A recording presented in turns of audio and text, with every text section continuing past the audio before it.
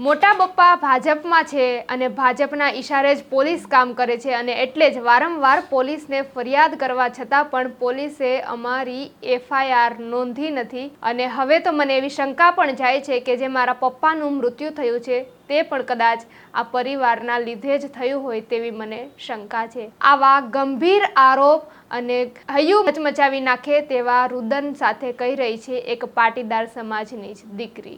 વૈષ્ણવજન તો તેને કહીએ જે પીડ પરાઈ જાનાને રે।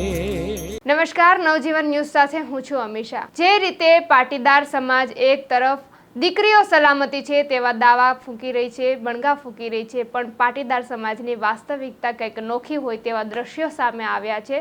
રાજકોટની અને મુંબઈમાં રહેતી ક્રિસ્ટીના પટેલ હૈયાફાટ રુદન સાથે પોતાની હૈયાવરાળ ઠાલવી રહી છે અને તે કહી રહી છે કે મને અને મારા મમ્મીને અનેક વખત પરિવાર હેરાન કરી ચૂકી છે કારણ કે મોટા પપ્પા છે તે ભાજપમાં છે અને રાજકારણમાં રહીને તે રોષ જમાવે છે અને અમારે તેનો ભોગ બનવું પડે છે।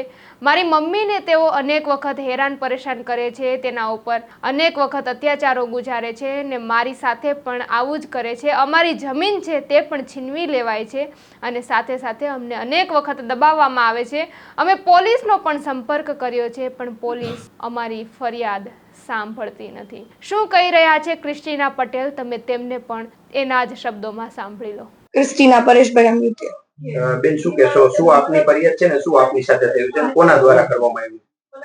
મારી ફરિયાદ એટલી જ છે કે હું મુંબઈ રહું છું કારણ કે મારું કામ ત્યાં છે। ઓલરેડી મારા ફેમિલી વાળાએ મારું બધું જ પ્રોપર્ટી બધું લઈ લીધી, મારો સવાલ જ નથી। મારો પોઈન્ટ એ છે મારે કામ કરવા માટે ત્યાં રહેવું પડે એમ છે અને અહીંયા લીગલ કેસ ચાલે છે તો મારી મમ્મીને અહીંયા રહેવાનું છે।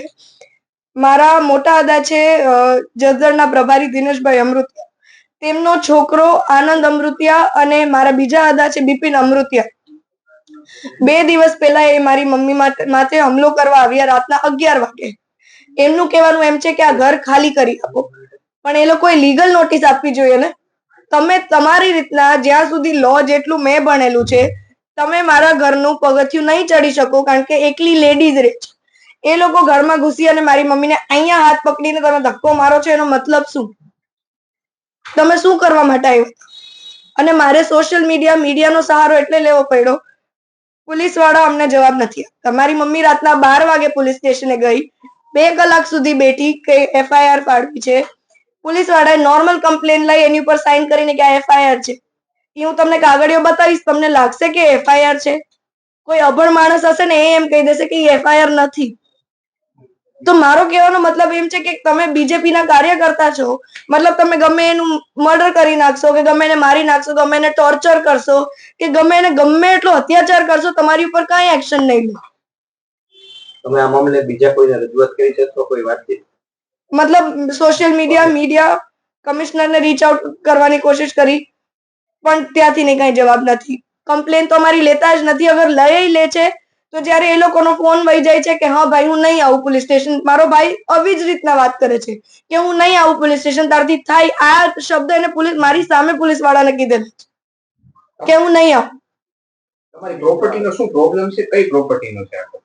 પ્રોબ્લેમ એ છે કે બધી જ પ્રોપર્ટી એ લોકોએ ઝડપી લીધી છે પણ એમાંથી જે પ્રોપર્ટીઝ એની પાસે છે એમાંથી હાફ ઓફ ધ પ્રોપર્ટીઝ સૂચિત છે, એનું પ્રોબેટ નીકળે નહીં। ઈ કોર્ટમાં મને એવું જાણમાં આવ્યું છે કે એને કોર્ટમાં એમ કીધું છે એ મા દીકરી તો છે જ નહીં, તો કોર્ટે કાંઈ પ્રૂફ ના માંગ્યું કારણ કે મેં જ્યારે પ્રોબેટ માટે અપ્લાય કર્યું તો જજે મને એટલા સવાલ કર્યા, મારી પાસે એટલા ડોક્યુમેન્ટ્સ દીધા। પહેલી વાત તો આંબો ફેમિલી ટ્રી માંગ્યું મારી પાસે, આ બધા લીગલ પ્રૂફ માંગ્યા કે હું એની લીગલ હાયર છું, તોય તમે એની પાસે કાંઈ પ્રૂફ નહીં માંગ્યા કે એની વારસાતમાં કોઈ છે જ નહીં।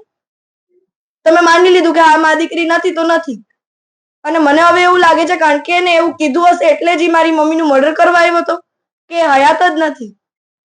કારણ કે ઘરમાં આવીને ગેટ બંધ કરવાની કોશિશ કરતો હતો, બાજુવાળા આંટી બે ગેટ બંધ કરો તો દેખાય નહીં, તો એ બેઠા હતા એટલે મારી મમ્મી બચી ગઈ, નકર મારી મમ્મીનું શું થાતી મને નથી ખબર। હું ઓલરેડી મારા બાપને તો કોઈ ચીજ, મારી માને ખોઈ દેવાની મારે, અને પોલીસથી ન્યાય નથી મળતો, કોઈ નેતાથી ન્યાય નથી મળતો, તો મારે કરવાનું શું? શું માંગ છે બેન તમારી? માંગ ઈ છે કે બસ સોલ્વ તો જજ કરી દે, તો એ તો જે સાચું હશે એ જ સાચું પડશે। પણ મારે મારી મા માટે પોલીસ પ્રોટેક્શન જોઈએ છે અને આ લોકોની ઉપર સ્ટ્રિક્ટ એક્શન લેવા જોઈએ, કારણ કે એને મારી મમ્મી ઉપર જે હુમલો કરવાની કોશિશ કરી એની ઉપર કંઈક તો એક્શન જોઈએ જ, કારણ કે એ બીજેપીમાં છે એટલે તમે એને કાંઈ નહીં કરો, ના એને લોકઅપમાં નાખશો ના કાંઈ કરો, એટલે મારે ન્યાય તો જોઈએ જ છે. પોલીસ પ્રોટેક્શન જોઈએ અને મારે એ લોકો જેલમાં જાય તો જેલમાં જે એક્શન લેવા તો લ્યો. તો આ હતા પાટીદાર ક્રિસ્ટીના પટેલ.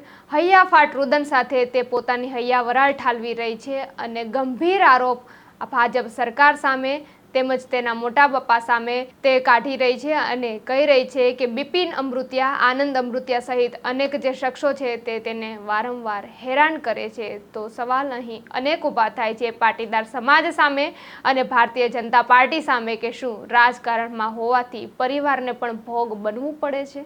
ત્યારે આપનું આ અંગે શું કહેવું છે? કમેન્ટમાં આપના પ્રતિભાવો ચોક્કસથી જણાવજો. આવા જ નવા સમાચાર મેળવવા માટે નવજીવન ન્યૂઝ સાથે જોડાયેલા રહો. નમસ્કાર. વૈષ્ણવજન તો તેને કહીએ જે પીડ પરા